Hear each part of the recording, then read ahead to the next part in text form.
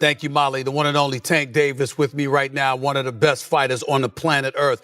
Tank, good to see you. Why this fight? What has he done to deserve to be in the ring against you? He's a world champion himself. He's coming up and wait to dare to be great. So we fought before, you know, so it's history. It's history in that. There's two guys that's trying to be great. A lot of people said they talked about y'all background with one another, how familiar you guys are with one another. Talk about that for a second. How well do you know him on a personal level in terms of your associations through the ranks, you know, in terms of your boxing career? I don't know that, like, personally, right. Like, you know, but through the boxing, you know, we came up together and things like that. We had similar, friends and things like that in the boxing world. We fought before, you know, so I'm familiar with his fighting style and things like that. Whoa. Gervonta Davis gave a serious warning to Shakur Stevenson, and he didn't say it in a loud or wild way. Instead, his tone was calm, focused, and very precise, which actually made his message feel even more powerful and intense. You and Tank ever linked up in the ring? Yeah, we sparred before. Can we ever expect a fight? Yeah, for sure. I think that's going to be one of the biggest fights in the world. No cap. I feel like how they talking about Earl and Bud Crawford, I feel like me and Tank going to be basically 2.0 of that. Yeah. Probably even bigger than that. So that Earl and Bud, who you got? I think it's a great fight. I ain't going to pick no winner. I'm forever rocking with Bud regardless. Tank didn't need to go on a long rant or try to hype it up. He simply said what he had to say, like someone who already knows how things will end before the fight even starts. Some of your 135 contemporaries have a lot to say these days. Shakur Stevenson, well, of course he's now 135 after all that stuff, and then Devin Haney. Right, so why people even talk like he the best at, he didn't even fight at 135 yet. Right. He didn't even have power at 126, 30 or none of that. He is good. Okay. How can you, all that's just okay. How can you stop people that can actually hit? No matter all that boxing, you're going to get hit. What you going to do when you get hit? When he talks about fighting champions who want to become great, you can hear the respect in his voice. But there's also a quiet confidence underneath, like he has been in these situations before and already knows how these fights usually end. 6-7 more fights and I'm naming names. One of the guys, obviously, you and Shakur got into it on Twitter. You was like, you wanted them 6 or 7. Yeah, he's definitely one of them. For sure? Yeah, he's definitely one of them. Do you think that's going to be your hardest fight? Hell no. Nah? Wow. Because he a good boxer. Like, that's when I look at y'all two as the best in the division. How? Show me something that he did spectacular. Show me something that he did outrageous. Show me. Right, his power not outrageous. Okay. What defense? You think he got defense? He just jumped. You never see him slip no punch. You never see him slip no punch. Go look at it. You see him back up from a lot of people. Back up, move around. He don't got no technique. And his offense is the same thing. Go look at his fights. So you I feel probably like pin him on game. Yeah, hold on, but you feel like it's easy work though. You like, come on, bro. Then he quietly draws a line, talking about how fighters bring up sparring stories and try to create hype before the fight. And you can sense the warning hidden between his words. Because when Tank says that kind of talk only motivates him, it's not just him speaking generally. It's a clear message aimed at Shakur without even having to repeat his name. So what do you say to those who might be saying that, you know, Tank is afraid of Shakur? Afraid of what? Afraid of what? Us fighters, if we're afraid of something, it gotta be somebody hitting us and hurting us. Like, he don't have no offense. Everything is defense. Defense only win in basketball and football. Don't win in boxing. He makes it clear that experience matters, timing matters, and most importantly, knowing when you're truly ready matters. Tank is basically saying you can have all the skills, all the hype, and all the technical talent in the world, but once you step in the ring with him, it becomes a completely different reality. And that's the part that really stands out. Tank is the face of boxing, and he get a lot of knockouts that people kind of making it like, if you ain't doing what Tank doing, then they gonna say it's boring. Do you feel like it's because of how his style is that they kind of putting that on you, like wanting you to do that? People is blessed with different ability. He's blessed with a God-given ability that he crack you, 9 times out of 10, you gonna go down. That's his ability. Yeah. I'm blessed with God-given eyes. A lot of people don't understand how good my eyes is. I can see really good. Like punches come my way, I know how to get away from them Right. at any given time. Our abilities are just different, so they probably are judging me from a scale of him, but at the end of the day, he's a great fighter. He's a special fighter, but I'm special in my own right too. He's not ignoring Shakur's skills. He's questioning whether Shakur really understands what he's getting into. It's the same kind of energy Tank had before his past fights. Calm on the outside, but dangerous underneath, like a storm that doesn't need to warn you. And if you're Shakur hearing that, it's not just confidence you hear. It's a clear reminder that Tank sees himself as the final level, not just another opponent. Everybody thinks that Tank is gonna go in there and just knock out Shakur. It's gonna That's be, not gonna it's happen. But it didn't take. It shouldn't have taken this fight. For I people- knew he couldn't for knock. people to realize. Yeah. Right. I knew that too. But yeah, Shakur is a defensive specialist. And I've been It's saying like- this for a long time. If you pay attention to how Tank would react whenever Shakur's name came up, I was like, yo, it's something that Tank knows that most people don't know or understand. There's something that he sees in Shakur. It could be the fact that Shakur was a 2016 silver medalist. And just when Tank is delivering that calm, calculated warning like someone who already knows how it ends, Roy Jones Jr. steps in and changes the whole conversation with that legendary level of insight that makes you really stop and think. Roy isn't shouting or choosing sides emotionally. He's breaking it down carefully, like someone who has seen every kind of greatness before. And when he says Shakur could beat Tank right now, it's not meant as disrespect. It's more like an honest and thoughtful analysis. Has going on outside the ring. But who wins that fight right now, in your opinion? Right now, Shakur wins it because of his discipline. Because he showed against Teofimo that he can stay very disciplined all night.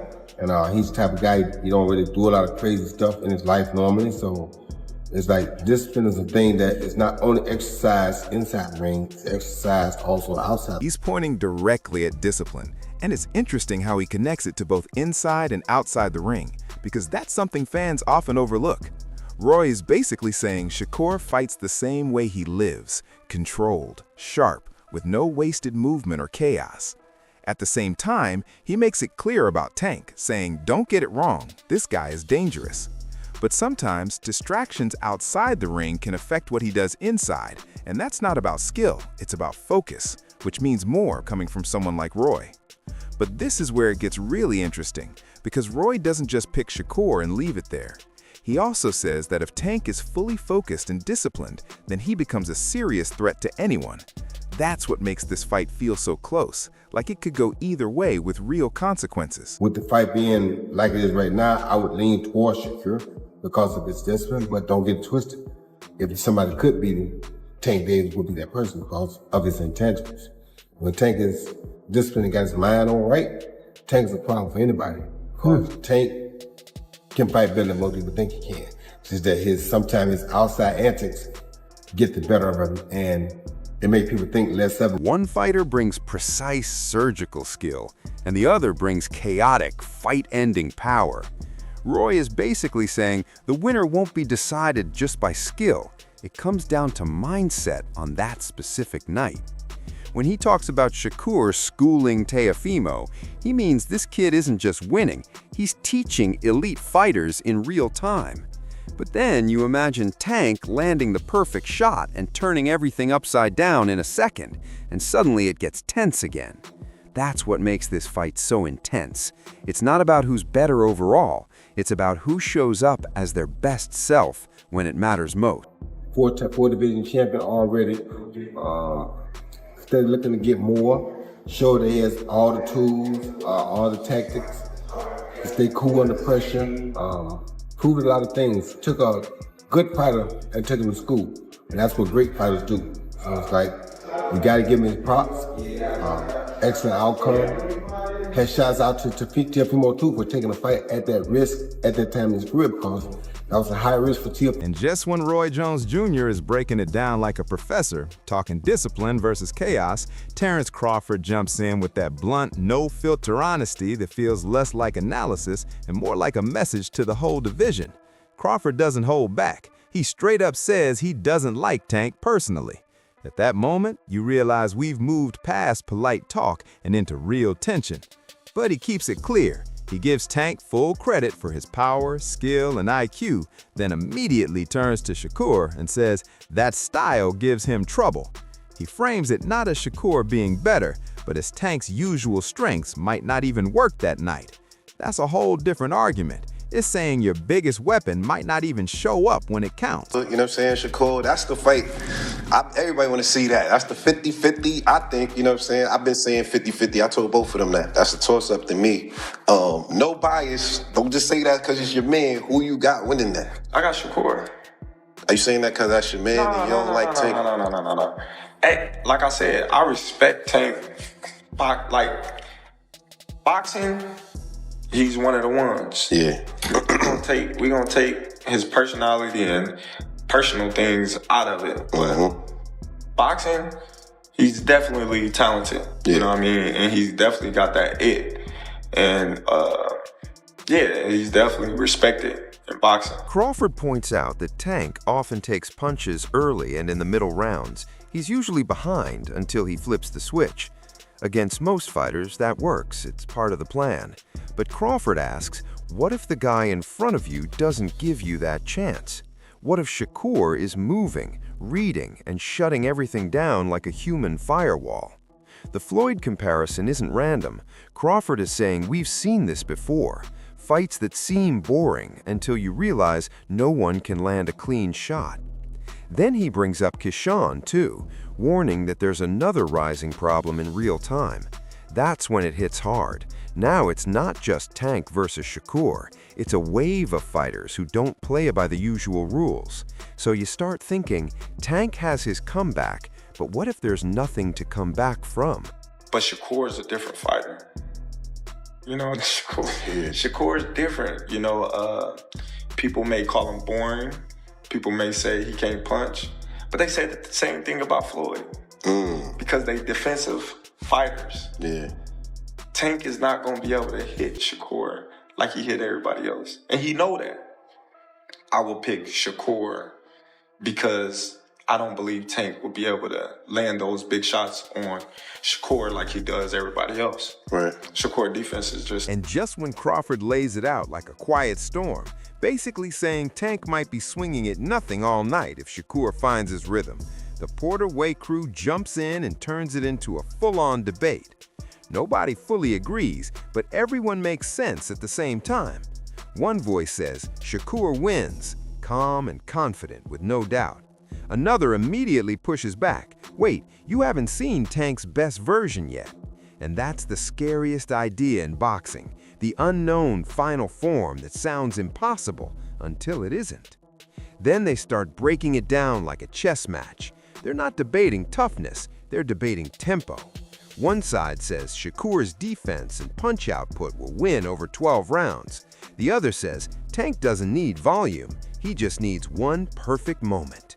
And suddenly we're back to that same haunting question. What happens when precision meets patience, with hidden power waiting like a plot twist? Tank Davis, all he takes is one shot.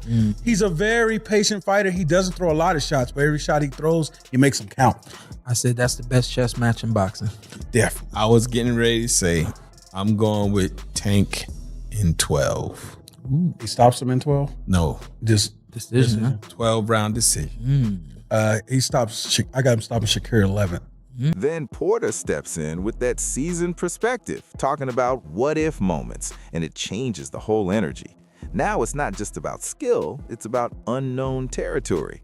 He's asking, what if Shakur gets hit clean for the first time? Not a tap, not a graze, but a real perfectly timed shot from Tank. They bring up Barrios as proof that Tank has been tested before. He's been in deep water and found a way through mid-fight. But Shakur has been so clean and controlled that it feels like we're waiting for someone to throw off the balance just to see how he reacts. Then predictions start flying. Stoppage, decision, draw. No one agrees. And somehow, that makes the fight feel even bigger. When they say it's the best fight in boxing, it's not hype, it's reality. This isn't just styles clashing, it's philosophies colliding. One guy forcing the rhythm, the other refusing to follow it. Really thinking about it, this isn't just a fight, it's a mental war with gloves on. When I look at the way both fighters box, I think it's a match made in heaven. It's the match made in heaven. Now I close my eyes and I'm thinking, I'm watching Shakur fight, man. Those more punches than Tank. Yeah. That could be a problem for him. It could be a problem for him. And the thing about it is, his defense is good. And if it goes the distance, you said top. So when you take a step back and really look at it, the Tank versus Shakur debate isn't just about who wins. It goes much deeper. Tank moves like a video game finisher, calm, patient, waiting for that one opening to end everything in a flash, while Shakur plays chess like he's already read the last chapter. He controls space, controls tempo, and makes other elite fighters look like they showed up unprepared. Then you've got voices like Roy Jones Jr. saying discipline tips the scale, Crawford warning that Tank's biggest weapon might not even land, and Porter reminding us that one clean shot can change everything. That's what makes it so fascinating. Nobody is completely right, but nobody is wrong either. This fight isn't about resumes or highlights anymore. It's about identity. Does precision beat power, or does power disrupt perfection? That's the question at the heart of it all. And honestly, that's why this fight feels bigger than belts or rankings. It's a statement about what boxing really is at the highest level. Yeah, y'all don't nobody want to hear a draw, but it's gonna be, this is gonna be a straight up. I got an 11-round stoppage by Tank. If he don't stop him, who you gonna give it? I got Tank 8-4. He says draw. I say Shakur throws more Our guest punches. is on the line. If we go 12 rounds, I think Shakur got it. One moment, sir. Okay. Yeah. I think Shakur got it. If it goes 12. Yeah. Because he throws more punches. Drop your thoughts in the comments. Let's have a real conversation about it.